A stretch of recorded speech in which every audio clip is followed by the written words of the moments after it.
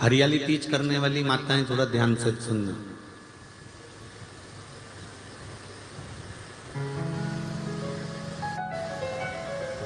हरियाली तीज जब माताएं करती हैं तो एक हरियाली तीज, एक गणगौर की तीज, ये दो तीज के व्रत ऐसे होते हैं जिसमें जब माताएं करती हैं तो उस समय पर उमा, ब्रह्मणी और लक्ष्मी, इन तीनों की आराधना का फल उसको केवल एक व्रत से प्राप्त हो जाता है। अब देखिए, व्रत से एक ही उपवास से उसको संपूर्ण तप साधना का फल प्राप्त हो रहा है, संपूर्ण तप साधना का फल उसको मिल रहा है। मात्र एक व्रत से, केवल एक व्रत कर रहे हैं, संपूर्ण तप साधना का फल उसको प्राप्त हो रहा है। तो ब्रह्मणी ने ब्रह्मदेव से मांगा, लक्ष्मी जी ने भगवान विष्णु से मांगा, पार्वती जी ने भगवान शिव से मांगा कि ऐसा वर दे दीजिए जिस वर से एक ही व्रत करने से संपूर्ण फल की प्राप्ति हो जाए, संपूर्ण फल मिल जाए। ऐसा एक व्रत का फल दे दीजिए, मात्र एक व्रत का। अब देखिए, ब्रह्मा, विष्णु और महेश,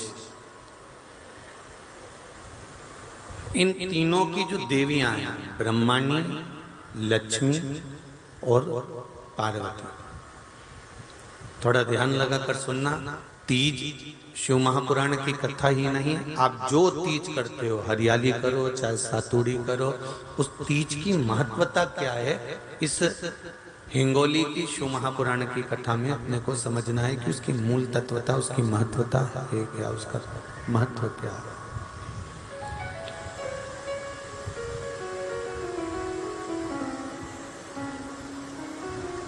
भगवान ब्रह्मा, भगवान विष्णु और भगवान शिव, इन तीनों की जो अर्धांगिनियां, ब्रह्मणी, लक्ष्मी और पार्वती,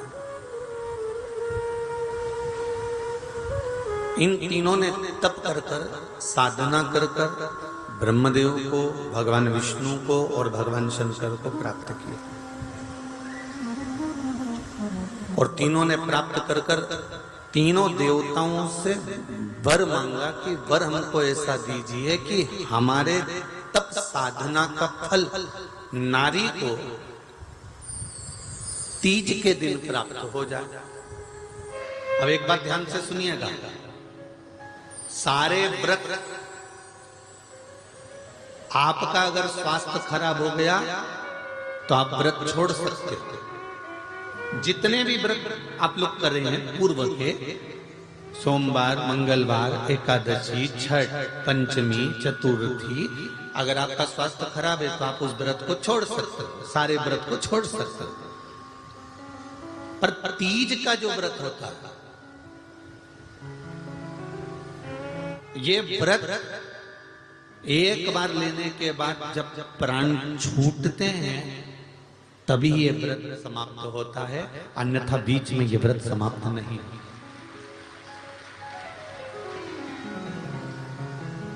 ये व्रत समाप्त होता ही नहीं।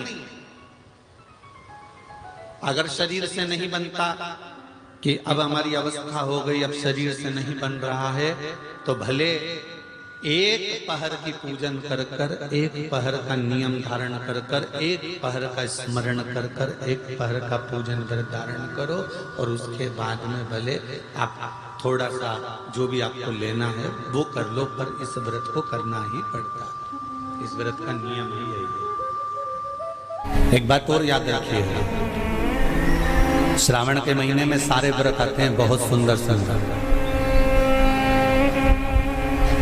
छोटी तीज का व्रत भी अभी आ जाता है, बड़ी तीज का व्रत भी आ जाता है।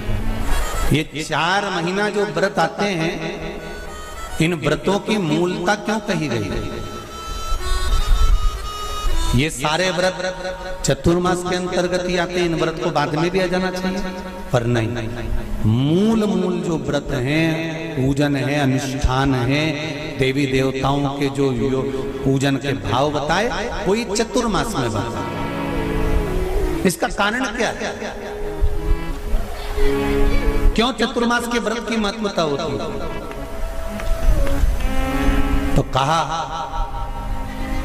इस चातुर्मास के अंतर्गत स्त्री नारी जो व्रत धारण करती है, हाथों में चूड़ा पहनना, पाँव में पायल पहनना, महावुर लगाना, मेहंदी लगाना, ये जितने छोटी तीज, बड़ी तीज और अन्य तीजों आएंगे, त्योहार आएंगे चतुर्मास में, माताएं हरतालिका तीज हुई, छोटी तीज, बड़ी तीज हुई, भादों के कोई व्रत हुए, अनुष्ठान हुए, छठ हुई, पूजन, जो भी माताएं पूजन करेंगी उसके अनुसार वो हाथों में, शरीर पर 16 श्रृंगार धारण करती हैं, बहुत सारे श्रृंगार धारण करती हैं, और श्रृंगार धारण करने के साथ साथ माताएं अखंड सौभाग्य की वस्तुएं भी इन 30 त्योहार पर दान करती हैं।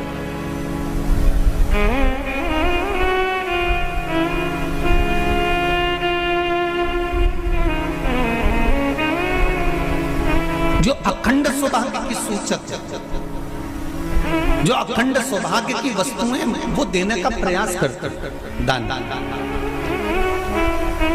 क्यों जीजियो, एक बात बताओ, जितने भी माताएं कथा सुन रही हैं और जितने फेसबुक यूट्यूब पर सुन रहे हैं और जितने आस्था चैनल पर सुन रहे हैं, श्रावण के महीने की श्रावण शिव महापुराण की कथा सुन रहे हैं, एक बात दिल से बताना, जितनी सौभाग्यवती माताएं होती हैं ये संक्रांति पर भी 13 चीजें दान करती हैं, 14 चीजें दान करती हैं। बीच में कोई 16 सोमवार का उद्यापन करेंगी तो भी सुहाग की सामग्री देंगी, उद्यापन करेंगी तो भी सुहाग की सामग्री देंगी, कोई कार्य करेंगी तो भी सौभाग्य की सामग्री देंगी। सौभाग्य की सामग्री का दान क्यों किया जाए? सौभाग्य सूचक वस्तुओं का दान क्यों किया जाए? सौभाग्य की वस्तुएं क्यों प्रदान करी जाती है, क्यों दी जाती है? उसका कारण क्या है?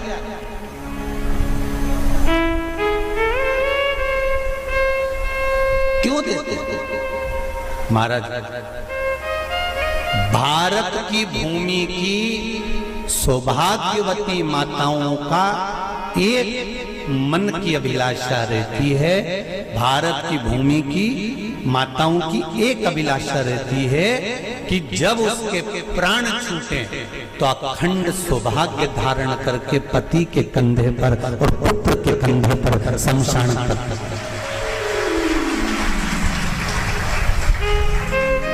ये भारत की भूमि की माताओं की सोच है, उनके मन का संकल्प, उनके मन का भाव। मेरे भारत की माताएं अखंड सौभाग्य की वस्तुएं धारण कर कर अपने आप को गौरवान्वित महसूस करती हैं, और विदेश की माताएं ये सब वस्तुएं उतार कर गौरवान्वित महसूस करती हैं।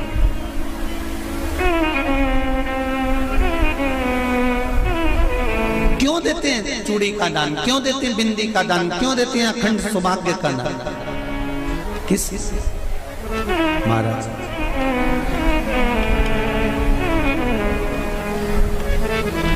मेरे हाथों में भर भर के चूड़ी रहे, मेरे हाथों में भर भर के चूड़ी, और मैया कोई कामना मेरे मस्तक पे चमकती चूनर रहे, मेरे मस्तक पे चमकती चूनर रहे, और मैया कोई कामना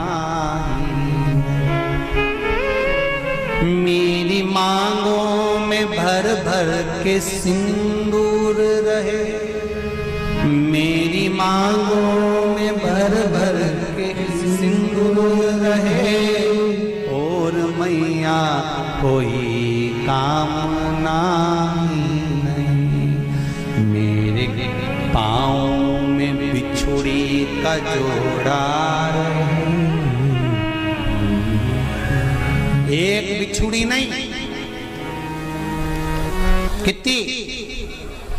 2, 3, 4, 5।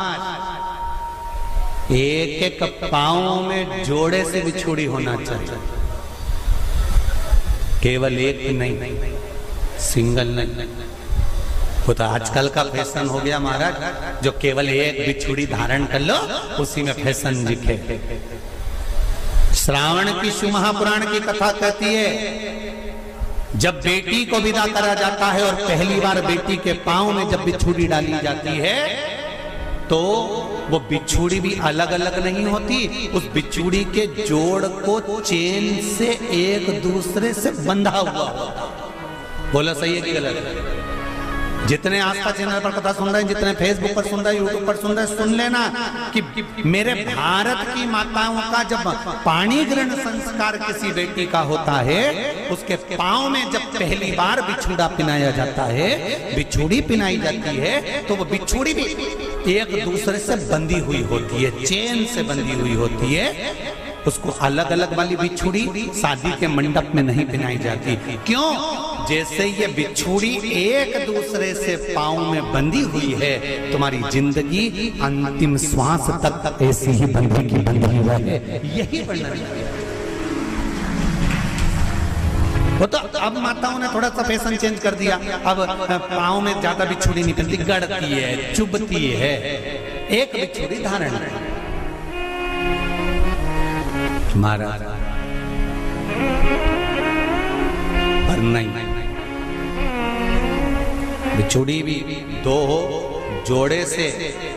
हमारी माताएं, भारत की भूमि की जो माताएं हैं, ये चूड़ी भी हाथ में पहनती है तो जोड़े से पहनती है। बोलो जैसा सही है कि गलत है?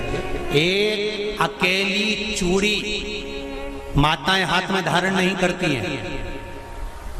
अगर भारत की भूमि की संस्कारित माताएं हैं और भारत की भूमि की सभ्यता और संस्कृति को जानती है तो अकेली चूड़ी नहीं, जोड़े की चूड़ी पहनेगी, 2 चूड़ा डालेगी, 4 डालेगी, 12 डालेगी, पर सिंगल नहीं, अकेले।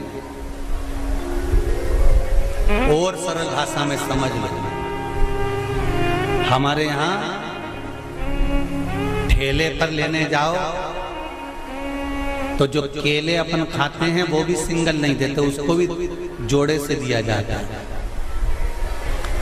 2 दूं की, 12 दूं की, आधी दर्जन दूं की 1 दर्जन दूं। अब अंदाजा लगाइए, हमारे यहाँ देने का भी एक भाव है।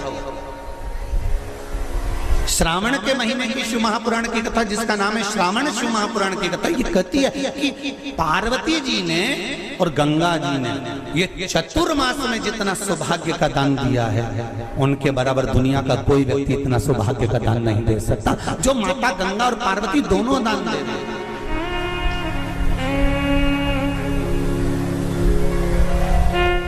प्रतिदिन दे रहे हैं। और अब तो फैशन आ गया, तुम लोगों को जो सौभाग्य का दान देते हो प्लास्टिक की डलिया में देते हो, पर एक एक पुराण को उठाकर देख लेना, एक एक उद्यापन को उठाकर देख लेना। जितनी तुम कथा तुम्हारे घर में छोटी छोटी कथाओं की पोथियां पड़ी हो, उनको उठाकर देख लेना। उसमें नहीं लिखा कि प्लास्टिक की डलिया में सौभाग्य की वस्तु का दान दिया जाता है। उसमें लिखा है बांस की पिटारी में, बांस की डलिया में सौभाग्य की वस्तुओं का दान दिया गया। क्यों? क्योंकि बांस वंश की वृद्धि करता है, बांस सौभाग्य की वृद्धि करता है, और बांस अखंड सौभाग्य। जैसे बांस का पौधा बढ़ते चले जाता है, बढ़ते चले जाता है, उसी तरह बांस की डलिया में जब दान दिया जाता है, बांस की टोकनी में जब दान दिया जाता है, तो ये भाव रखा जाता है कि तुम्हारा सौभाग्य ऐसे ही बढ़ता रहे। पर अब थोड़ा सा फैशन चेंज हो गया, तो प्लास्टिक की डलिया, पर प्लास्टिक की नहीं। महाराज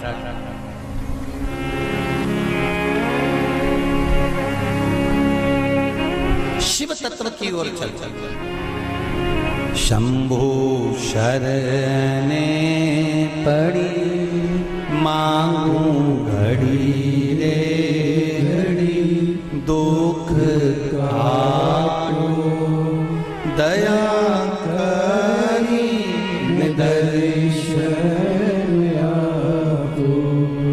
तो गंगा मैया और पार्वती मैया चतुर्मास के अंतर्गत जो त्योहार पड़ता है, चतुर्मास के अंतर्गत जो व्रत पड़ते हैं, ये किसी दूसरे के नहीं है। तीज का व्रत माता पार्वती का, छठ का व्रत माता पार्वती का, चतुर्थी का व्रत माता पार्वती का, ये सारे व्रतों की शुरुआत गंगा और पार्वती ने अपने बल से। बोलो हर हर महादेव। ये अपने बल से बनाना, अपने बल से।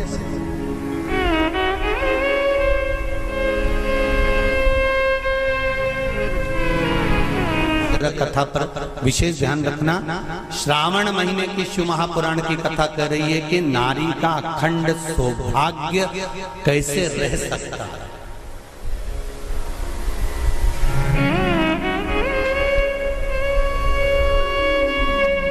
अपने घर के बच्चों को, अपने घर की बेटियों को, बेटों को, अपने घर की बहुओं को, अपने परिवार को कैसे एकजुट कर कर एक साधना में रखा जा सकता है, वो शिव महापुराण।